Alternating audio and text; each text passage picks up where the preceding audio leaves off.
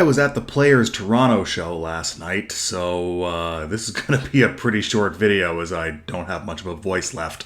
And you kind of need that to make these videos, so this is going to be brief. I will say, however, if you haven't been to a Players Toronto show, do yourself a favor. I'm going to post the link to their website at the end of this video. They only have 3 shows left, Thursday, Friday, Saturday this coming weekend. If you haven't gone before, get it done. It's the best. So 2 games to cover here. First, Jays lose 3-1 in the middle game, and then today, Jays win 6-0 in the finale of a 3-game set in Detroit against the Tigers. I mean, they won the game today, and they won the series, and that's all fine. Kevin Gausman with 6 innings of 2-run ball. Ross Stripling with 6 innings of shutout ball. Both very good starts, putting the bullpen in good shape going forward. And the heartwarming debut of Gabriel Moreno, the Blue Jays' top prospect, just calling him up while Jano's hurt just to see what he's got, get his feet wet at the major league level. Give him an opportunity to wow the Blue Jays. I don't think he's done that quite yet. Only 2 games worth of a sample size, so hardly anything at all.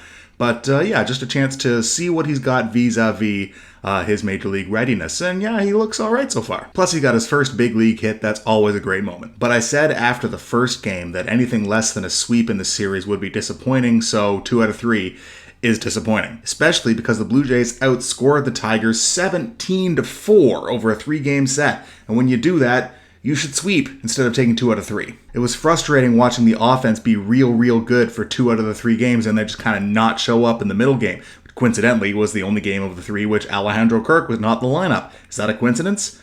Maybe. But, I mean, that's the same thing as what happened in Kansas City, too, right? Kirk played in 2 of the 3 games, and we crushed them in those games, and then not so much in the 3rd one when Kirk sat. I'm not saying this team can't hit without Alejandro Kirk in it, I'm just saying it hits a lot better with Alejandro Kirk in the lineup, so maybe we should keep him in there. But, I mean, the most frustrating part of the middle game was watching Vlad swing at garbage up around his eyes, and watching Lourdes swing at garbage down low in the dirt. And then both of them kind of rectified that in the afternoon game today. So you're kind of like, well, okay, I guess no emergency here. Sweeps are hard. Sometimes the other team wins even when they don't necessarily deserve to. Maybe this was one of those times. The Blue Jays just got finished a 12-game stretch against the American League Central, which is probably the weakest division in the league anyway, but maybe in baseball.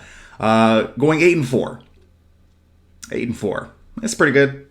It's not great, but it's pretty good. I don't know. I mean, like, at this point in the season, we're 11 games over 500. There's still more than 100 games to go. The team has been able to win despite the fact that it has played most of the season not playing its absolute best. So why does it feel like this team is underperforming when if you told me at the outset of the season that this is where the team would be just about 60 games in, I would have taken it for sure. So why does this feel bad? Well, part of it is, I think, is because the team has been leaving some games against beatable teams on the table. Against Cincinnati, then against Kansas City, and now here against Detroit. That's 3 more wins the team coulda, shoulda, woulda had.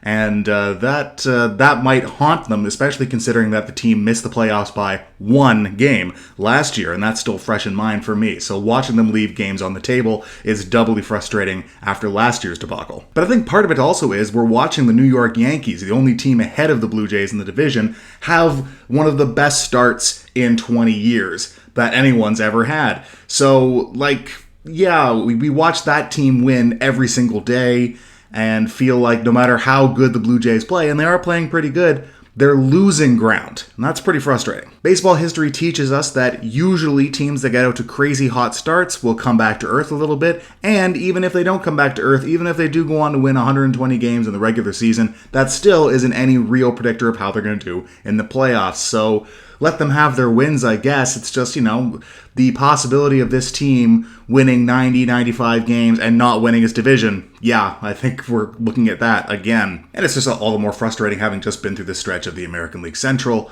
watching these not especially good teams kind of make the playoffs by default because they play in this joke of a division.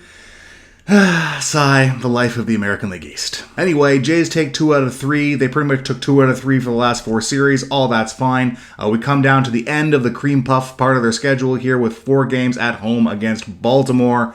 With most of their good pitchers going up against Baltimore here. You got Kikuchi one time, but then our other 3 erstwhile aces all going up against a Baltimore team that, while it's better than it has been, still ain't great. So let's go out and get those wins before said Yankees come to town. Meanwhile, my voice is shot, so that's it for me for this one. Thank you very much for watching this video. Thank you very much for watching this channel. I will see you tomorrow evening for the first of 4 against the Orioles. Alek Manoah, my man with a plan, leading it off for the Jays. We'll see you then.